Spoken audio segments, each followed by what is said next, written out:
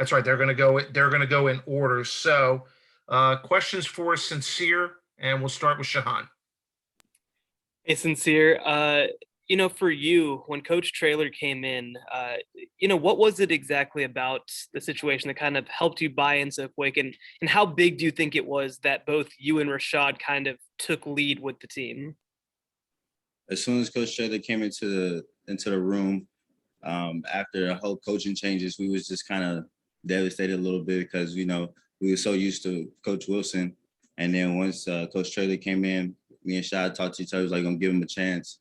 And his character, the way he the way he led and the way he talked and spoke, we was like, we're gonna give him a chance. And we was kind of getting everybody else on board because everybody was kind of still iffy. But that was the big emphasis, to get the team on board. And me and Shai was just talking to each other. It was like, we got to get this going. We got to get this rolling. Don't let this stop us from achieving our goals. And that was the main focus.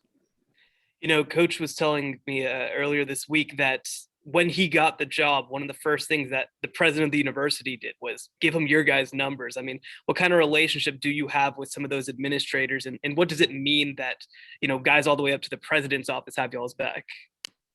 It means a lot that, with us coming in and, how everything changed, that, having Coach reach out to us and talk to us personally on the cell, it meant a lot. It meant that he's serious about business and that, the university got our back, that we should just trust the university and we can just go forward with it.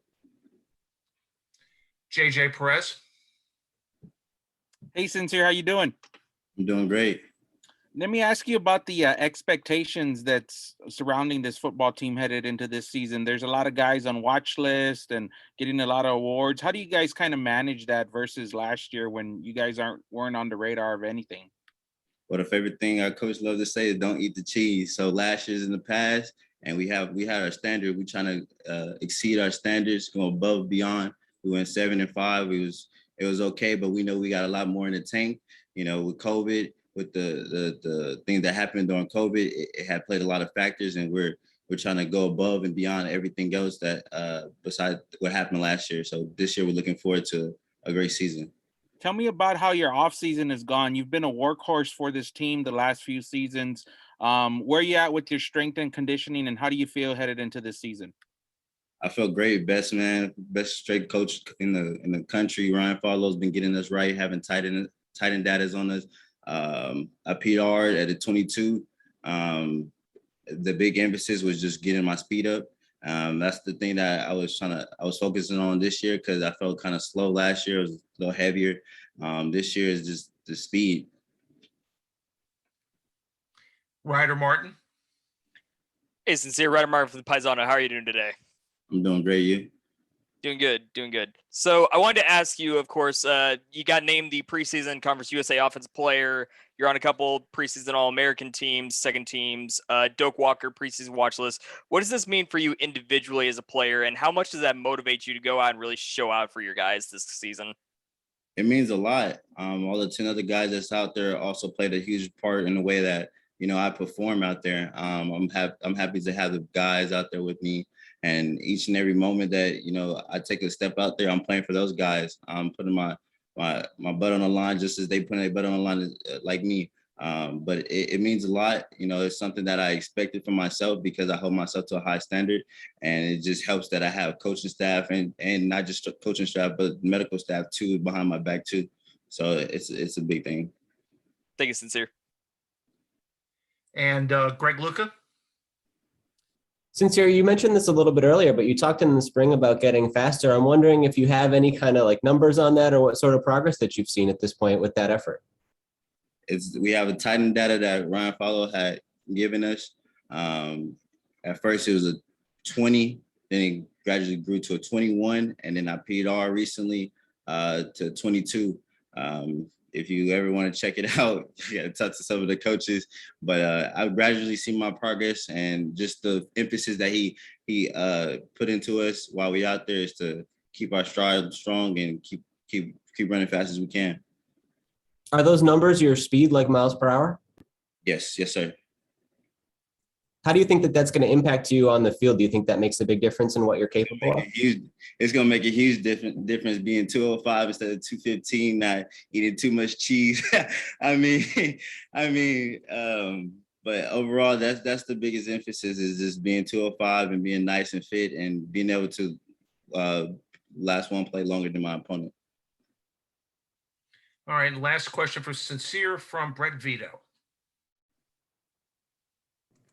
Hey, Sincere, just a quick question for you here. How much of a difference did the success you guys have last year make for the program going forward? Do you think the perception of UTSA football and some things changed last year because of your success? Yes, sir. The expectation from last year, it boosts up a lot of confidence. The community as well. The community see that UTSA is doing a lot, and just to have the community behind us, it shows that we're something bigger than we were in the past in the years. But overall, this year, this coming up, we're looking forward to it. We're ready to play, and it's going to skyrocket us up next year. Thanks. All right, I think we may have one more question from Sincere. I don't have a name, but I do see editor on the screen. If you would give your name and your affiliation. Yeah, hey, Sincere, it's Larry Ramirez at KSAT 12 Sports. How you doing, man? I'm doing great. Yourself? I'm doing great. Hey, so listen, I wanted to ask you, I was recently talking with Malcolm Brown at that gym that he opened up with a couple of buddies in Stone Oak, and he was telling me that you, Frank, and Rashad are now the faces of San Antonio football. When you hear something like that, which I totally believe, but when you hear something like that, how does that make you feel knowing that you're one of the three faces of San Antonio football? And of course, what maybe pressure it all comes with representing San Antonio and the UTSA program?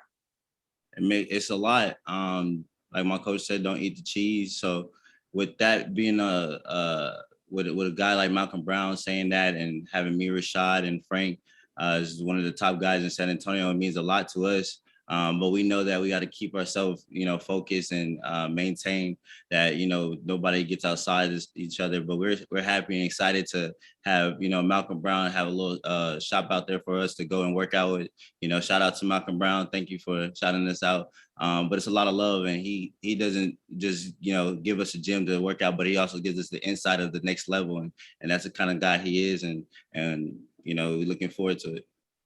Awesome. Sin, I appreciate your time. Thank you. Sincere,